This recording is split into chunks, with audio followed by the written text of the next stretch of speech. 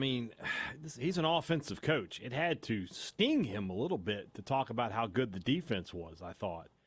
And to hear that at this point in practice, I know that, it's one of the old football cliches that the defense is always ahead of the offense early. But I wasn't expecting that from Jeff Lebby. I thought he was going to come in there and tell us, yeah, another good day for the offense. We really look good out there, and defensively, we're giving a lot of great effort. But so that's not that surprised me. The other thing that and I followed up with him on it was when he talks about having to clean up some things pre-snap before he gets into that scrimmage. It makes me wonder if State is struggling a little bit to play at the pace and the tempo that Jeff Lebby wants to play at. If they just aren't, you got 11 new starters that have never played in this offense before. I would imagine there's going to be some growing pains there. So, yeah, that was one of the things that stood out to me was, and he didn't say it, in terms of yes or no, but it felt like it came across as, yeah, we're not going as fast as I want us to at this point. I feel like most of the guys that have transferred in, especially on the offensive line, Kylan Pounders comes in from Memphis. They played fast at times, but it was not a breakneck pace with Memphis. Mm-hmm. Marlon Martinez comes in from LSU. LSU, not a tempo team. Right. Ethan Miner comes in from North Texas. Now, North Texas played with some tempo. Mm-hmm. They did. But it wasn't all the time go as fast as you can. Right.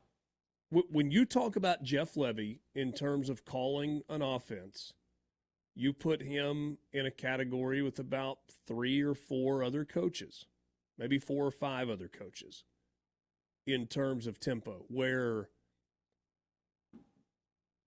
you think about what Ole Miss does offensively, and they play fast some, but it's pick and choose on the tempo from Ole Miss. They may, run the play clock down a little bit and then get a snap off. Ole Miss tends to step on the gas after a first down, right?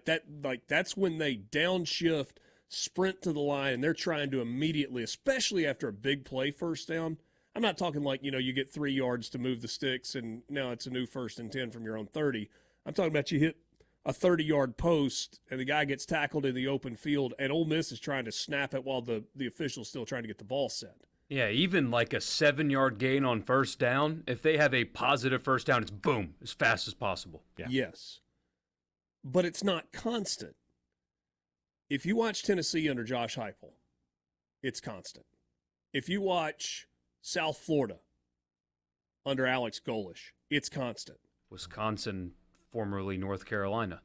Wisconsin is trying to do that a lot of the time. And by the way, that was kind of Phil Longo's spin on the air raid, right? You think about Mike Leach, and Phil Longo was pretty true to the air raid. There was a little more running in it than there was with what Mike Leach did at Mississippi State. But they would want to go fast. Yeah. Whereas Mike Leach's offense, you had this perception that they were going fast, but they weren't necessarily going fast. They just weren't huddling. They were getting the ball. Then they were getting ready and just throwing it.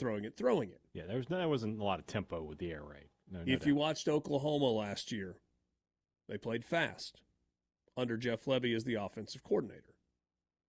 That's what Mississippi State wants to do. That's what Jeff Lebby is going to try to do. But it only works if you, to your point, hey, Dad, if everybody's kind of on the same sheet of music. Like, you can't have one guy that's a line behind and one guy that's 2 lines ahead, and like you're trying to make all that work. It's like everybody's kind of got to be in concert, and it's not just offensive linemen. I'm not picking on offensive linemen. It's receivers, and one of the things.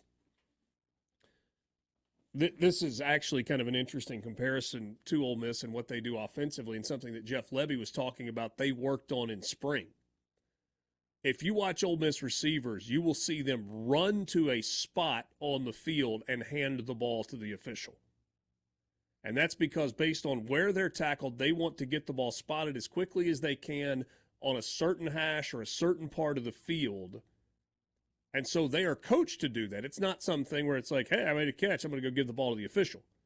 Jeff Lebby talked to us in our production meeting this year about part of the spring was our guys not only as soon as a play ends getting back on the ball, but coaching our receivers on which official to hand the football to so that he can get it spotted so we can go again.